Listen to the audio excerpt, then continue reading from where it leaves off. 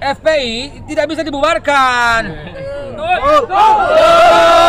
Front Pembela Islam. Kalau ada yang bubarin, bikin lagi Front Penyelamat Islam. FPI juga. Dibubarin lagi, bikin lagi Front Pembela Islam, Front Penyelamat Islam, Front Perjuangan Islam. FPI lagi.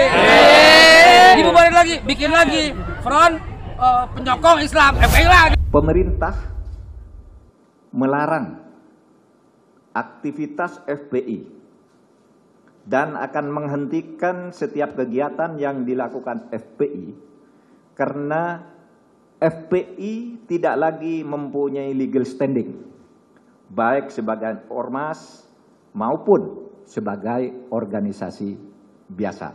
Kepada aparat-aparat pemerintah pusat dan daerah, kalau ada sebuah organisasi mengatasnamakan FPI, itu dianggap tidak ada dan harus ditolak karena legal standingnya tidak ada. Bubarin FPI, kita bikin lagi dari Front Pembela Islam jadi Front Pemersatu Islam. Disingkat FPI lagi. Dibubarin lagi, kita bikin lagi FPI juga Front Pemersatu Islam. Kita bikin lagi Front Penyelamat Islam.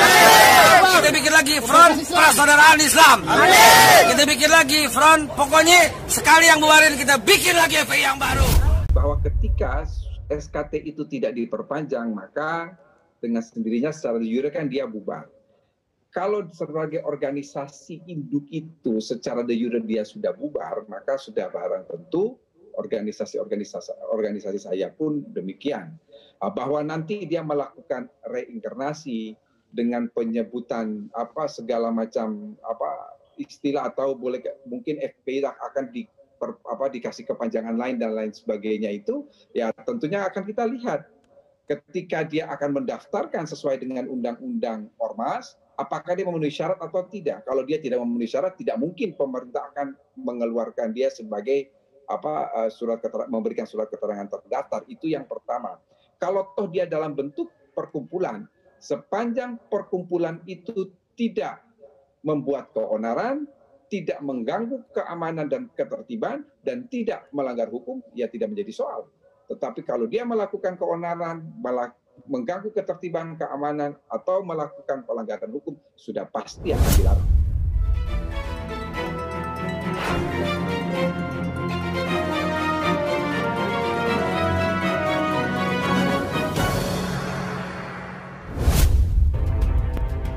Babe Haikal Hasan, FPI dibubarkan, kami buat FPI baru. Ditulis Jaya Wijaya di siword.com. Halo Indonesiaku, Assalamualaikum. Berjumpa lagi bersama saya di Suara Channel Bapak Infrastruktur. Sebelum saya lanjutkan video ini, saya mengucapkan selamat tahun baru 2021. Semoga di tahun baru ini kita akan lebih baik dari tahun-tahun sebelumnya. Pembubaran Front Pembela Islam atau FPI ditanggapi dengan berbagai respon yang bermacam-macam. Ada yang menyebalkan, namun ada juga yang lucu-lucu. Tak terkecuali Babe Haikal Hasan. Ia menanggapinya dengan lucu sekaligus menyebalkan. Babe Haikal menyebutkan bahwa Front Pembela Islam atau FPI akan terus dibentuk lagi meski telah dibubarkan. FPI tidak bisa dibubarkan. Front Pembela Islam. Kalau ada yang bubarin, bikin lagi Front Penyelamat Islam. FPI juga. Dibubarin lagi, bikin lagi Front Pembela Islam, Front Penyelamat Islam, Front Perjuangan Islam. FPI lagi. Dibubarin lagi, bikin lagi Front Penyokong Islam. FPI lagi. Pada ibu-ibu, saya pesan kalau mencari mantu, cari anggota FPI. Emang kenapa? NKRI aja dijagain, apalagi anak lo. Selain Babe Haikal, para kadrun-kadrun juga mencoba tegar. Katanya, Front Pembela Islam atau FPI hanya alat saja. Sama seperti kata Babe Haikal, jika Front Pembela Islam dibubarkan, maka tinggal membuat organisasi masyarakat atau ormas baru yang serupa namanya. Jadi benarkah nama Front Pembela Islam itu hanya sebagai alat saja? Kalau begitu logikanya, maka ketika Front Pembela Islam atau FPI bubar, para petinggi dan partai pendukungnya akan memindahkan anggota-anggota ke ormas lainnya seperti Persaudaraan Alumni 212, GNPF MUI, atau mungkin ke KAMI. Kenyataan bahwa mereka ngotot membentuk kembali ormas dengan singkatan yang sama itu membuktikan bahwa Front Pembela Islam bukan sekedar alat saja, tetapi sudah merupakan sebuah organisasi di mana banyak petinggi-petingginya dan pemainnya di belakangnya menggantungkan hidupnya. Dengan dibubarkannya dan dilarangnya Front Pembela Islam, maka akan ada beberapa perubahan drastis dari organisasi tersebut. Berikut ini ulasannya. Pertama, soal simbol Front Pembela Islam atau FPI yang sudah dilarang. Simbol adalah brand yang memberikan kesan terhadap suatu produk, termasuk organisasi. Brand berubah tentunya harus memulai promosi dari awal lagi untuk sosialisasi organisasi agar kembali dikenal masyarakat, khususnya yang masyarakat awam. Jadi untuk kembali menaikkan nama organisasi yang baru, artinya FPI harus bersaing dengan dua ormas lainnya.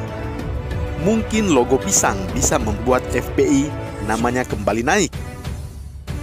Yang kedua, yaitu soal nama baru yang kali ini akan diganti menjadi Front Persatuan Islam.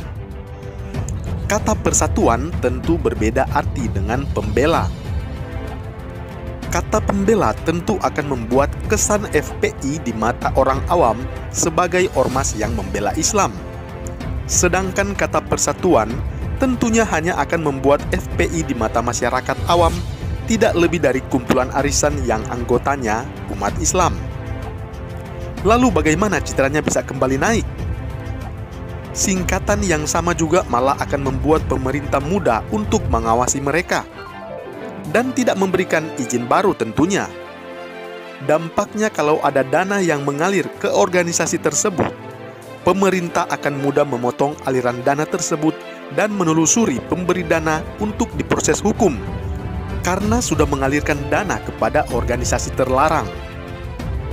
Yang ketiga, nama baru akan percuma karena kegiatan telah dilarang. FPI tidak akan bisa merazia diskotik dan warung-warung lagi dengan bebas. Mereka tidak bisa demo dan melakukan kegiatan-kegiatan politik dengan terbuka. Kalau tidak bisa melakukan hal-hal di atas, dari mana FPI bisa mendapatkan kardus? Kuatkah anggotanya jika hidup tanpa kardus? Ya, semacam nasi bungkus. Mungkin bisa saja melakukan kegiatan-kegiatan tersebut sembunyi-sembunyi, agar tidak diberangus. Tetapi tentu pesertanya akan berkurang karena tidak lagi semua simpatisan FPI adalah orang yang bernyali. Buktinya setelah MRS ditetapkan tersangka, Petamburan langsung sepi, seperti kuburan. Jika masa sedikit, siapa bohir yang mau pakai jasa FPI untuk demo misalnya? Yang keempat, dengan tidak adanya izin maka FPI tentu tidak akan bisa mendapatkan dana hibah lagi.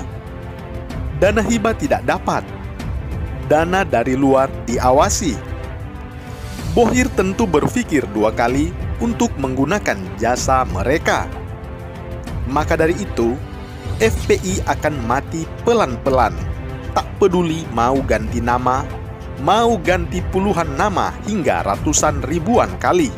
Seperti yang disampaikan oleh Wakil Menteri Hukum dan HAM, Profesor Edi Hirait.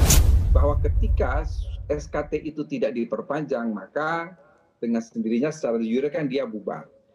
Kalau sebagai organisasi induk itu secara de jure dia sudah bubar, maka sudah barang tentu organisasi saya pun demikian.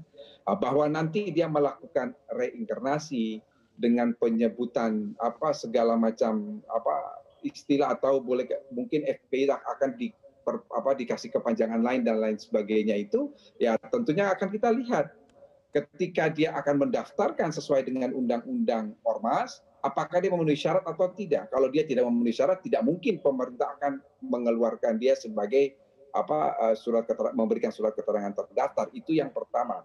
Kalau toh dia dalam bentuk perkumpulan, sepanjang perkumpulan itu tidak membuat keonaran, tidak mengganggu keamanan dan ketertiban, dan tidak melanggar hukum, ya tidak menjadi soal. Tetapi kalau dia melakukan keonaran, mengganggu ketertiban, keamanan, atau melakukan pelanggaran hukum, sudah pasti akan dilarang.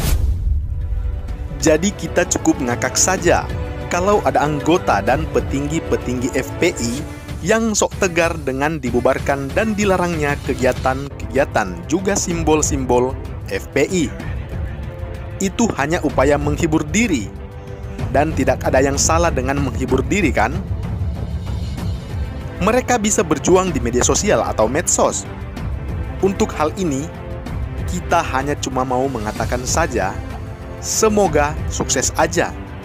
Karena mulai tahun ini, polisi cyber akan mulai bekerja lebih super aktif. Bagaimana menurut Anda? Salam hangat, Bapak Infrastruktur menuju Indonesia Maju.